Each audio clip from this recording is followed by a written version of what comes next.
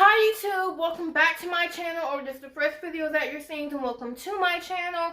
And as you can tell from the title of this video, I'm doing kind of a long-awaited video. I don't think it's really a secret at this point that a few months back I suffered a burn injury. I've talked about it here and there, haven't really kept it a secret, but at the same time I also haven't really gone into details about how it happened, what happened specifically. And I kind of wanted to sit down and make this video mainly for the reason that it was the first time that I had ever gone through something that was even semi-traumatic. Looking back on it now, it wasn't as serious as I thought it was at the time, but at the same time it still was the first time I had gone under anesthesia, the first time I had to spend the night in the hospital. Like, I experienced a lot of firsts in the span of about 24 hours, and even to this day when I think back on it, it's not as scary as I thought it was, but those emotions that I felt, I kind of wanted to talk about it in the video because at the time it was something that was really scary to me. So I'm going to sit down and talk to you guys about what happened and how I'm doing now. I don't think I'm going to be showing you guys my burn or how my skin is healing. It is in a bit of an intimate place. It's around my breast area, but I do think I can show you guys that without exposing myself. So that's not why I'm not going to be doing that in this video. I'm going to be saving that for another video in the future, actually, because in this video I don't plan on, going into too much details about the process of healing and, like how I view my body and how I look at that. I have ideas for doing that in the future video, so that is when I will be showing you guys the burn mark and how my body has healed. But in this video, I'm going to go ahead and talk about, just break down all the details of what happened. This entire process was like not even a 24-hour ordeal. It was mostly like 20 hours. And so, yeah, let's get into it. So the burn actually happened on September 22nd, 2019. It was just a normal Sunday. The drama didn't really start until around 5 p.m. Just a normal day. I woke up, we went to church, came home, did nothing, have no life, the usual. And around 5 p.m., it was just like little details that had come into play. Me and my sister, we like to play fight with each other every now and then. So that was kind of going on. She and I were going back in the kitchen. We played little pranks on each other here and there. So we were kind of play fighting. And it was when I had made some tea. I like to drink hot tea. I had actually just started drinking hot tea about 3 weeks prior to that. And yeah, loved it. Still do love it. Still drink it to this day. Some people might think it's crazy, but oh well. So I had made some hot tea and I was waiting for the tea to cool in my tea mug. And me and my sister, like I said, we were in the kitchen. We were play fighting. And I made it with the kettle, and then she had turned to walk away. Her leg had actually, the cord for the kettle was wrapped around her leg. And she was walking away, and then she walked away. The kettle kind of just knocked onto the floor, and the tea that was still, I had just taken it off the kettle like maybe 60 seconds prior. I had turned it off, so it was still scalding hot.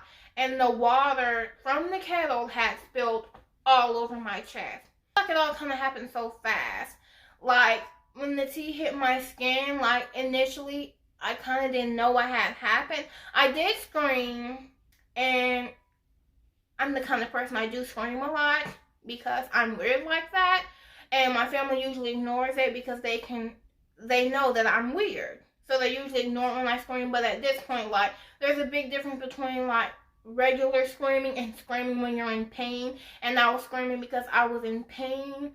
The tea, it had soaked all over this breast. And I was wearing a shirt at the time, so I wasn't standing in my kitchen topless.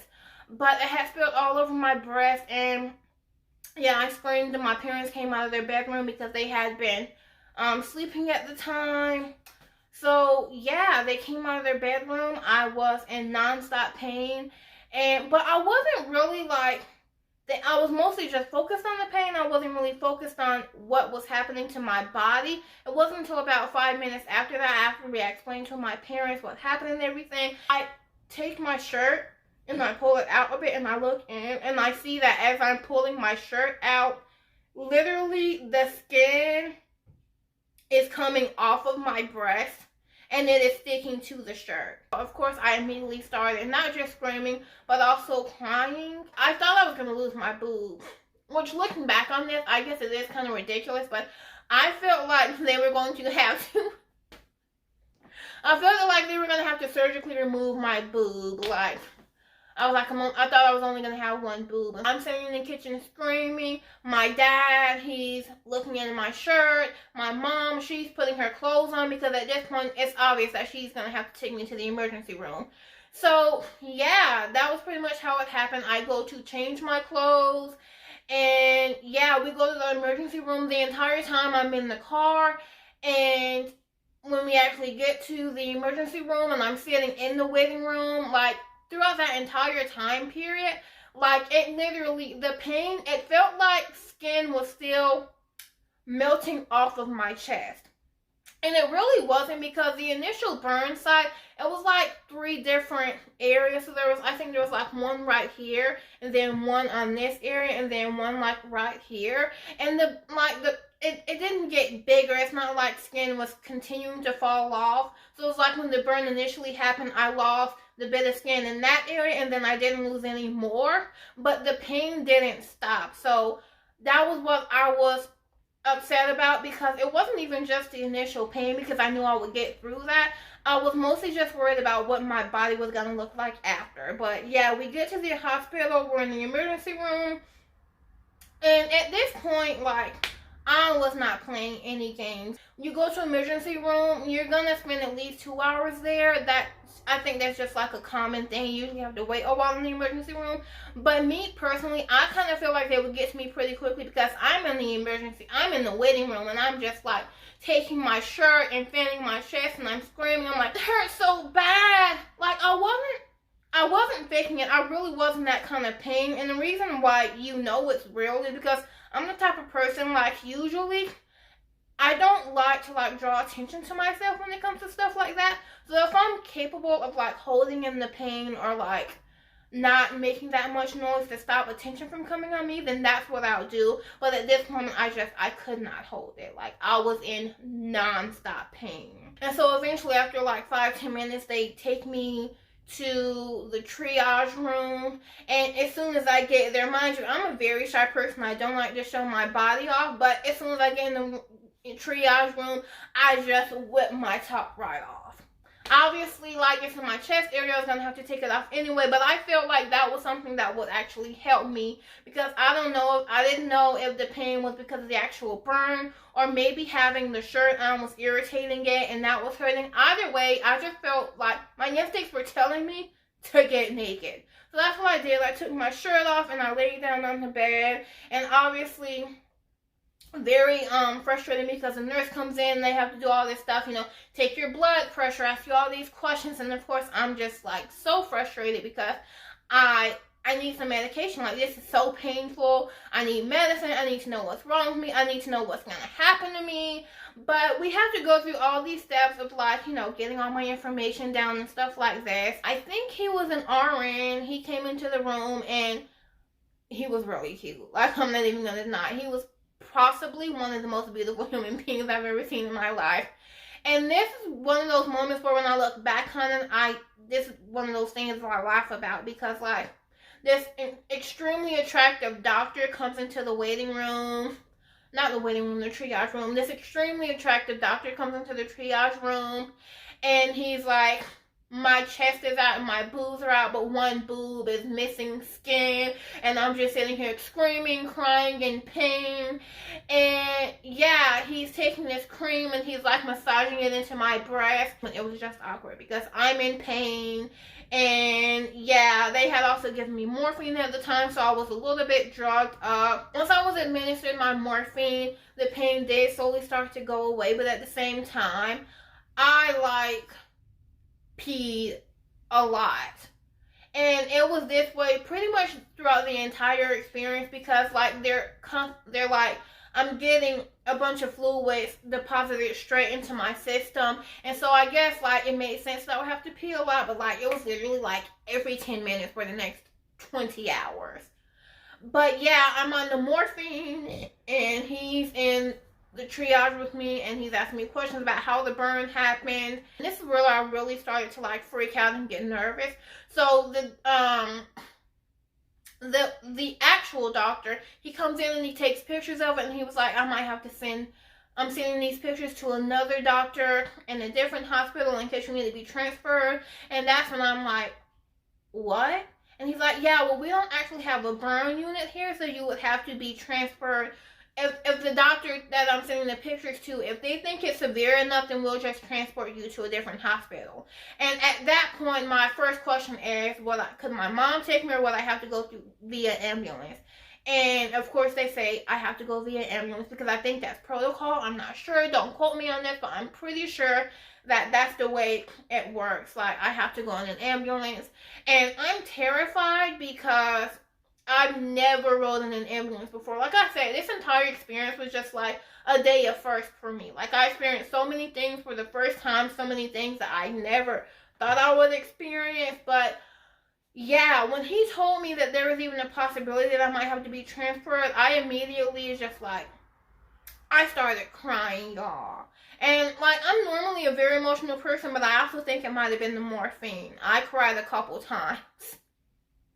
Over the 2 hours that I was in this hospital specifically, I cried a couple times. Like, I was crying because I was scared of having to ride into an ambulance. At some point, the tears just got ridiculous. Like, I started crying because I thought about how much I love my brother. I started crying because I thought about how much I love my father. I started crying because I thought my sister hated me. It was just like, girl, really? But anyway, so after he takes the pictures and sends them to the other doctor, about an hour goes by, and during this hour, my mom is like, she has to go back to the house and get some clothes for me, because at this point she's like, okay, so in case you do end up having to be transferred, you don't have any clothes with you, you don't have anything with you, I'm going to go back to the house to pack a few bags for you, and then pack a bag for me as well, because that's the type of person my mom is. She didn't want me to go by myself, and I wouldn't have wanted to go by myself. So she went back to the house to get some stuff for me. She didn't want me to stay in the emergency room by myself, so my grandmother came, and she's in the triage room with me while my mom's gone. Like, it was just an overall hilarious experience, because she's like talking to the doctor and she's making him laugh, and I still have tears just silently streaming down my face. It was a lot. So my grandmother came, and she's in the room with me and the RN, because he's still there because the doctor left to go talk to the other doctor. My mom's gone, so it's just the three of us. And he goes back to rubbing the cream on my boob because, I don't know, I guess they want to do it every hour, make sure the area stays clean or whatever. So at some point, my mom comes back, and I forget who came back in the room first. I don't remember if it was my mom or the doctor. But the doctor comes back into the room, and he lets me know that I am going to have to be transferred. And I'm going to have to be transferred via ambulance. And he was like, your mom can ride with you. And at this point, I did start to calm down. And I was like, okay, so she'll be there with me. I'll be totally fine. But she jumps in and she's like, actually, I kind of have to drive myself there, because the hospital they were transferring me to was like an hour and a half away, and she, like, in case anything came up, she needed to be able to drive herself back home, or whenever I did get discharged, she needed to be able to drive me back home. We needed some form of transportation other than an ambulance. You ride in the ambulance, I'll drive, I'll meet you there, I'll be right there, I'm not going anywhere else. Like, the second you get off the ambulance, you're going to see me. And she was saying all this stuff to calm me down, because I'm such like a mama's girl, and like, this was the first time I had ever gone through anything like this. Like, I've never even sprained an ankle. I've never gone through anything like this, and I'm terrified because, like, I'm worried that I'm about to lose a very intimate, personal part of my body, a very feminine part of my body, and I'm scared because I'm about to go through something, and I don't know what's going to happen, and I don't even know why they're having to transfer me through a different hospital. Like, are they going to do surgery? What's about to happen? I didn't know what was going to happen when we actually got to the hospital. I just had to accept it, and I had to suck it up. And so the ambulance people, they come to transfer me. And so they take me off of the bed I was laying on in the triage room, and they deposit me onto a separate bed, which is going to be the ambulance bed. And I was so scared because this bed the legs had wheels on the bottom of them, so if I even moved a tiny bit, the entire thing started shaking, and I was really paranoid that the thing was just gonna tip over with me. And mind you, I'm like strapped down. They have these Velcro straps over me, so like even if the bed did turn over, I wouldn't be able to like hold my hands out and try to like break my fall or anything. So I was really like terrified in this bed, and it wasn't even in the ambulance yet. It was just on regular hospital floors, and it was already moving like that. So of course that terrified me even more about what happens once we actually get into an ambulance and we're driving up the highway. The roads could be bumpy and I'm just gonna be knocking all across the ambulance. Like, obviously that didn't happen, and it ended up being totally fine. The most difficult part about it was actually having to say goodbye to my mom. So when I got in the ambulance, she walked with me through the hospital exit where the actual ambulance was, and that was where we said goodbye. She told me she loved me and she was going to meet me right at the hospital.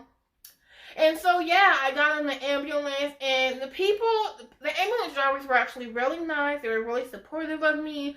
One of the ladies, she was nice enough to sit in the back with me, and she and I talked for a bit. She really tried to help me stay calm because I was a wreck, because the bed just kept rocking back and forth.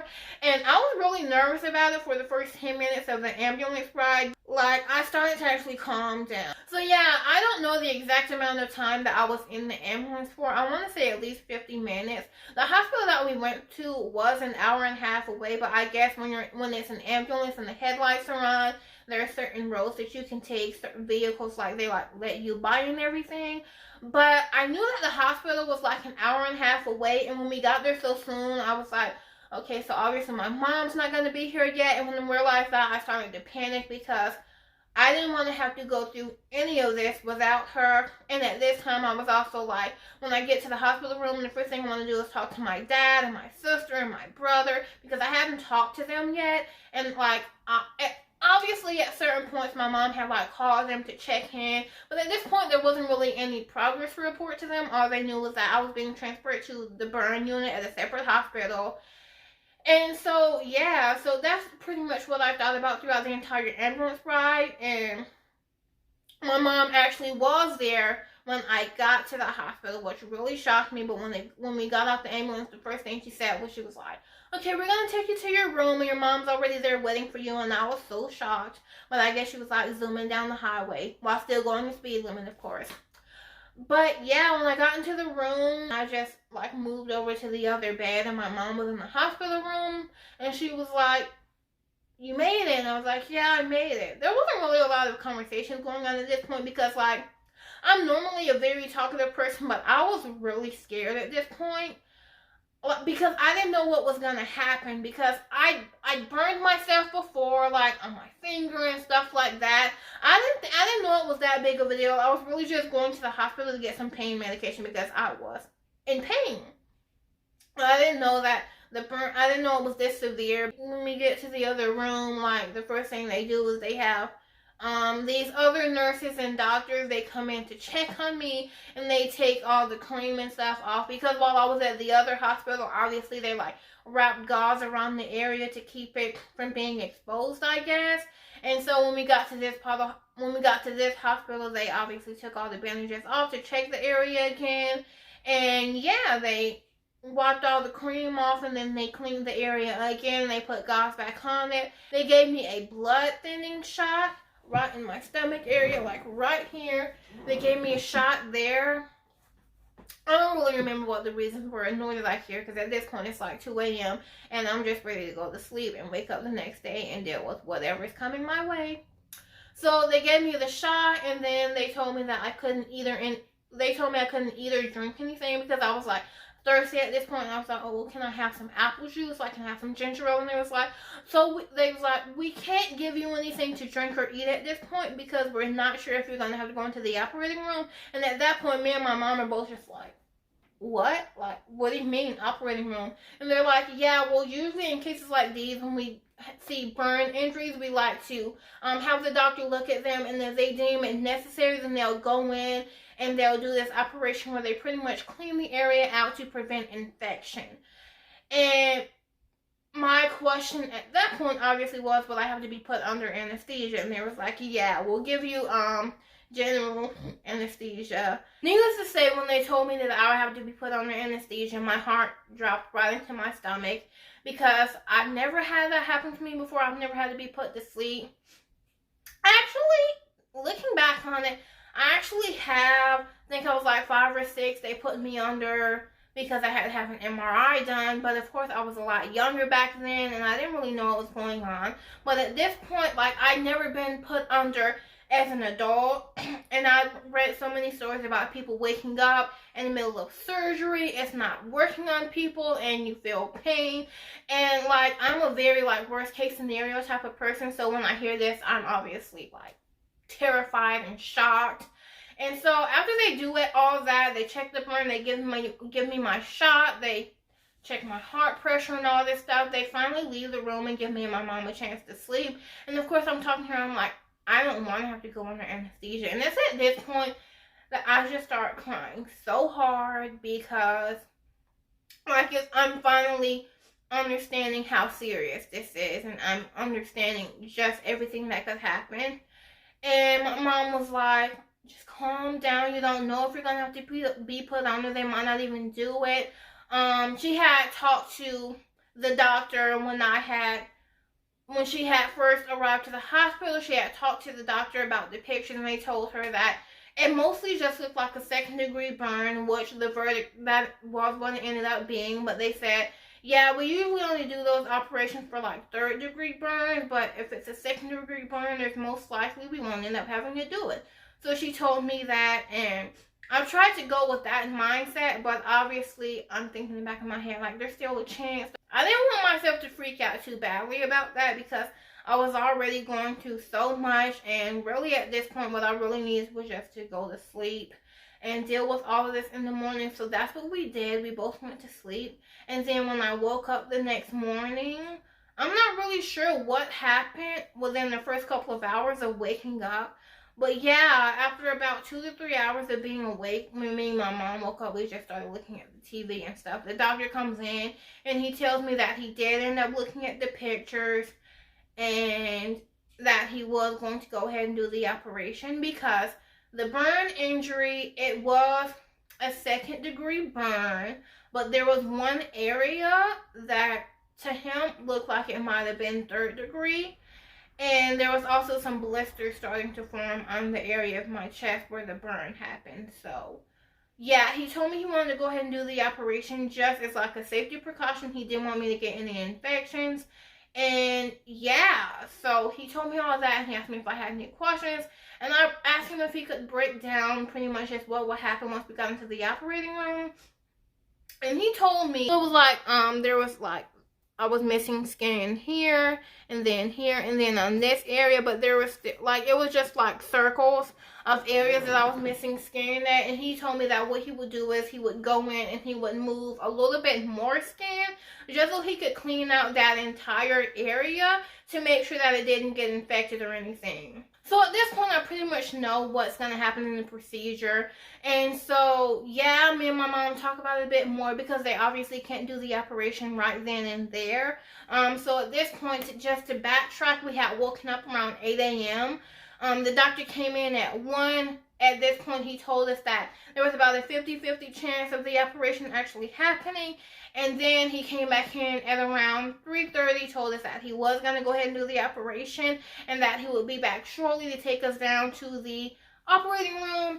And so, yeah, when 3:30 rolls around, about 30 minutes pass, and he comes to get me, and he takes me down to the operating room. Not the operating room, but like the room outside of the operating room, the room that you wait in before you go into surgery. That's where I was, and my mom was able to stay in there for me. At this point, I'm thinking that they're getting ready to go ahead and give me my anesthesia. They tell me that they're not going to be giving me my anesthesia until we actually get into the operating room, which I don't really know a lot about this. I'm not sure if that's usually how it happens. I'm sure it is, and I'm just an idiot.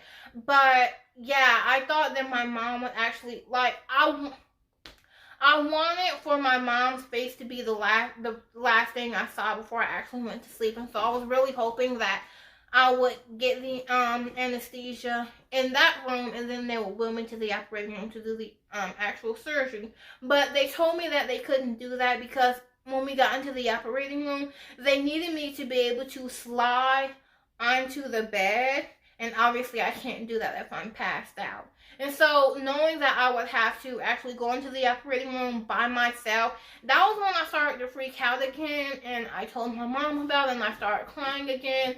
And it's at this point she like holds my hand. She tells me to stay calm. You know, everything's gonna be okay. You're gonna be fine. The doctors are good doctors.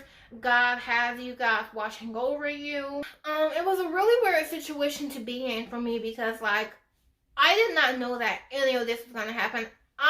Obviously when the burn happened, I was in pain. I wanted to go to the hospital to get some pain medication to help me like get over the pain. I didn't know that the issue was this serious because it was tea. I thought like something like this would only happen if like you get set on fire or acid or something like this. Like I didn't know that some tea could cause all of this. So at this point I'm really emotional. I'm like freaking out. And so my mom, like, I'm just laying there quietly because I don't really want to talk about anything. I just kind of want to wrap my head around what I'm about to go through. So my mom, she gets back on the phone with my dad and she lets him know everything that's going to happen. And I get to talk to my dad. You know, I just tell him that I love him and he tells me he loves me and that everything's going to be okay and I'm going to be totally fine. So that's pretty much, yeah, talking to my dad made me feel a little bit better. No, I'm making sure that he knew what was going to happen. I also got to talk to my sister. So I talked to my entire family and I'm just sitting in the waiting room waiting. The doctor comes, or the nurse comes in and she tells me I have to take off all my jewelry. I had earrings in. I took out my earrings and it was actually funny because like about right before they get ready to take me into the OR, I look at my mom and I was like, wait, my belly ring. And she looks at me and the doctor looks at me and I'm just like, she's like, what? And I'm like, I forgot to do I have to take my belly ring out too? And they're like, yeah. So I take my belly button ring out and I give it to my mom. So I went into the OR room. I don't really remember much about what happened. All I know was that I did exactly what they told me to. I moved from my bed onto the operating bed. And they tell me, okay, we're going to start the anesthesia now. And I guess they started. I don't really remember what that process was like either. I said, okay, how long does it take to kick in? And she was like, about 10 seconds. And sure enough, it felt like I closed my eyes for literally 2 minutes. And when I opened them back up, I was back in the hospital room. My mom was sitting in the chair talking on her phone. And she got off the phone and she was looking at me. She didn't really say anything because I think she could tell I wasn't really awoke yet, which I really wasn't. So it's very strange that I remember these moments specifically because I don't really remember the first hour after I had woken up because it took me a while. Like I think I woke up for 10 minutes, then went back to sleep, and then I woke back up and then I went back to sleep. I think with anesthesia, it does take a while to wake up fully and get it out of your system, and so that is I think that's a normal process of how that happens. But when I fully woke up, the first thing I did was look down in my chest. And I noticed that I had some gauze on. So obviously the operation was over. And the gauze actually, I want to say the word cast, but it wasn't really a cast because it wasn't hard. It was just gauze. So they had the gauze running from this part of my chest all the way down this area, so it was covering this area, and then it came back up and around my shoulder blade. So that was what the material looked like. That was what the gauze looked like, and I had to walk around with that for about a week. But yeah, I woke back up, and then it was at that point they asked me if I was in pain. I was like, no. I was still on morphine. Like I said, when the burn first happened, I went to the hospital, and they gave me morphine. So this entire process, they had just continually given me morphine through an IV. So I wasn't in any pain, really, after that. They told me they were going to stop the morphine because they wanted to get the anesthesia fully out of my system, make sure I didn't have any, bad reactions to it. And I guess they decided to go ahead and take the morphine out as well. So when they take the morphine out, they were like, okay, so to make sure that you don't feel any pain, we're going to go ahead and give you some pain medication to take orally. So that's what I did. I went ahead and took 2 pills. And I think I might have actually went back to sleep for a few minutes, and then I woke back up, and my mom had gotten me some food. She got me a turkey burger, and I ate it. It wasn't that bad. Like, a lot of people complain about hospital food. I've rarely eaten hospital food, but so far I've never really had like a god-awful experience. Then again, I am a foodie. Like, there's very few things on this planet that I won't eat. But I had a turkey burger. It was pretty good. Not the best. It was edible, to say the least. So I ate, and then we hung around the hospital a few more hours until the doctor came in to check me. Yeah, when he checked me and saw that everything looked great, he didn't actually take the bandages off. It was a while before I was able to see what my chest actually looked like. So he didn't actually take the bandages off. But he told my mom what had happened. He told me what had happened. He told me the operation went great. And my mom actually asked if we could go home at that point, because I do have a little brother. He's 11 years old, so he's still a child, and my mom needs to be there to help out with him. Obviously, my dad and my sister are there, but like, she's the mom. So she asked if we could go home, and of course, obviously, like, I was okay to go home at that point too. I actually wanted to go home, so it's not like she was just trying to whip me out of the hospital without me having gotten the proper care that I needed. I was able to go home at this point. So the nurse came in and like they checked everything, and they did end up discharging us. So they gave me the paperwork, and then we went home. And yeah, that's pretty much it.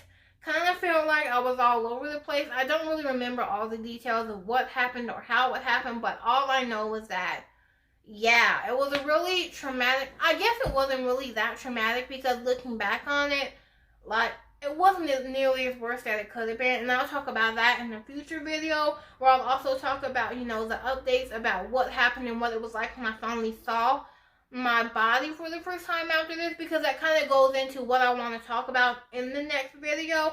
But we'll get more into that in the future. But yeah, that's pretty much it for this story. Like I said, everything went great. The operation was a success. The doctor is amazing. Totally trusted him. He ended up doing a really great job. He was really nice about everything. For someone who had never spent the night in the hospital and was really terrified about that entire process, literally, that's one thing that I do want to stress in this video.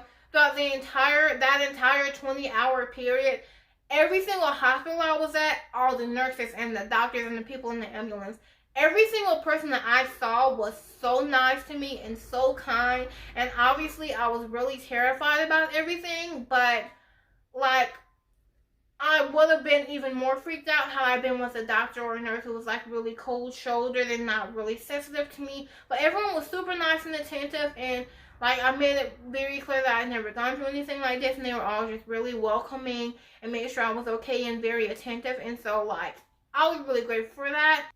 I know there's a bunch of people out there who, unfortunately, don't have really great hospital experiences, but I can say that I'm not one of them. I loved every single person that worked with me throughout my entire stay in the hospital. And yeah, they all just made this experience that was already scary a little bit better. And so, yeah, that's pretty much it for this video. Like I said, there will be a future video where I'll be talking about the recovery process and the process of healing so far, and what's happening in my body right now, and what's going to happen in the future. And in that video, I'm also going to be actually showing you guys the burn areas and how my skin is healing. But yeah, that's for a future video. Kind of just wanted to talk about the process and everything that happened. But other than that, yeah, my camera's about to die, and it's like 10:30, and gotta get ready for bed. So thank you guys so much for watching this video. Please be sure to like, comment, and subscribe, and make sure you push that notification bell so you'll be notified every time I post a video. Thank you so much for all your love and support. It means the world to me, and I will see you in the next one. Bye.